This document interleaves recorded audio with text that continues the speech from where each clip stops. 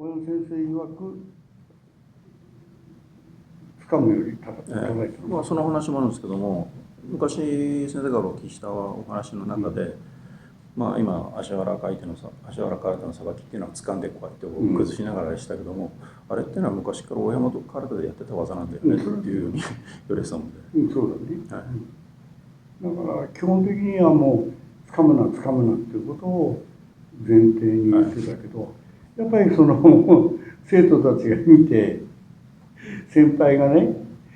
そうしたままもうお客さん来た時にバッと掴んでバーッと投げて、あるいは道着をバッと切るっていうのはやっぱりかっこいいんだな、だからやるんだけど、大山先生がそれは掴むべきじゃないっていうことは言ってたね。あとこれは先ほどのちょっと方に話戻るんですけども、安田先生の攻撃っていうのは、まあ、おそらくあれは型によって作られたものだろうっていうことを先生は昔おっしゃってたんですよね。というのは当時はまあサンドバッグとかそういうのないわけですから、その型とかで、その両手両足の突きとかそういう動きでね、型で作られたんですよ。今の型を見てるととてもそういうものにたどり着けるとは思えないんですけども、思えないね。それはやっぱり指導する人間がその境地に向かってないからだね。それと一番の問題はね、技ありとか有効とかっていうのはできたために、そういう形になったと思う。だから私の最初の時代は一撃で倒さなきゃいけないっていうのが基本であって、でも試合になるとその一撃で倒すということが常に求めていくと、もう怪我人続出になるんで、それで大山先生が考えた挙句に技ありとか有効とかっていうのは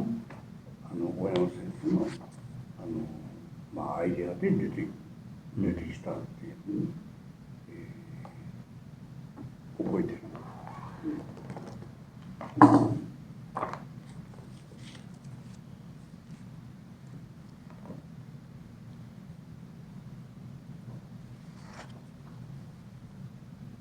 だからもしそれを文章にするんだったら、やっぱりその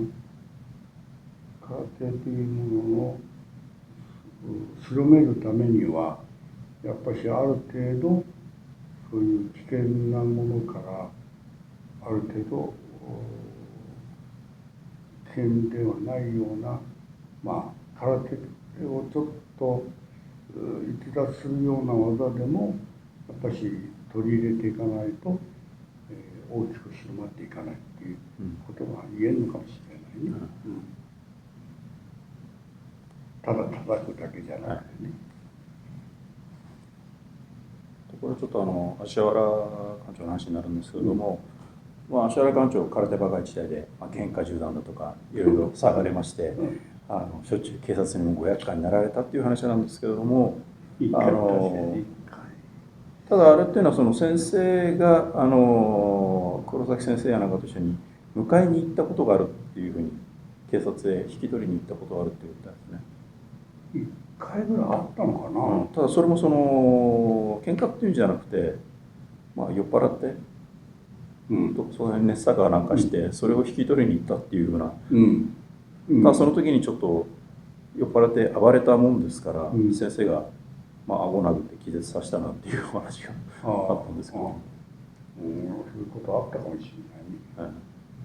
酒癖悪かったかな、あいつな。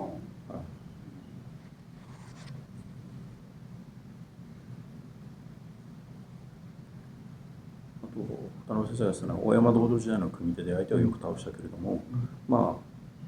力をそんなに入れて叩いたことはないよ。いつも7割ぐらいの力で叩いてたっていう。そうね。100% 出しちゃうと怪我。いやもうそれはその必要がないと。また大勢相手しますから、そんなフルパーでやってると疲れてしまいますし。まあそれもあるけど、まあ生徒に対して 100% の力でついたり蹴ったりすると怪我が多いんでね、そうすると大山先生が病院代が大変だって言ってたから、まあそれをこう変えるために、まあできるだけ今までのような攻撃方法じゃなくて、相手がついてきたった蹴ったっていうその突き蹴りを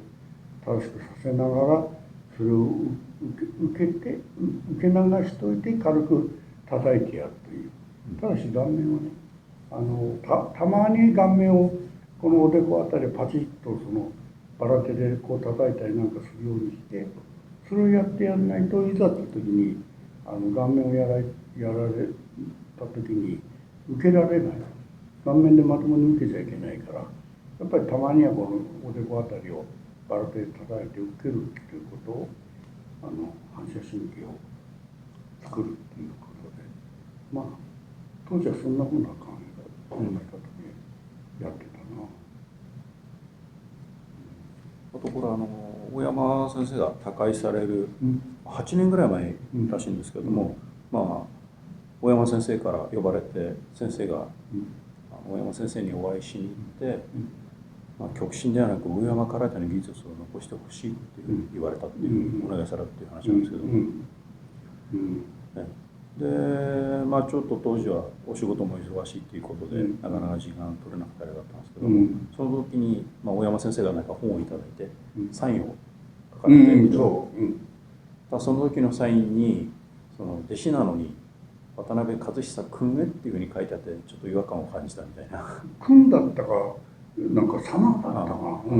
様かな、ああそうだ様だ。それでちょっと違和感を感じなんで生徒にそんな言葉を使うのかな、それ今あるね本にこうなってる。まあ大山先生にとってみれば道場が誰もいない道場から妹がと2人で入門してからまあね生徒が増えていく。それはやっぱり大山先生にとっては、まあ、びっくりしたんだろうな。アメリカから帰ってくるたびに生徒が増えてんでね。でも多分そこで文章で言ってる入ってると思うけど、君この生徒さんたちはどこの生徒さんたちかねって聞かれ方とかあったよね。だから親の道場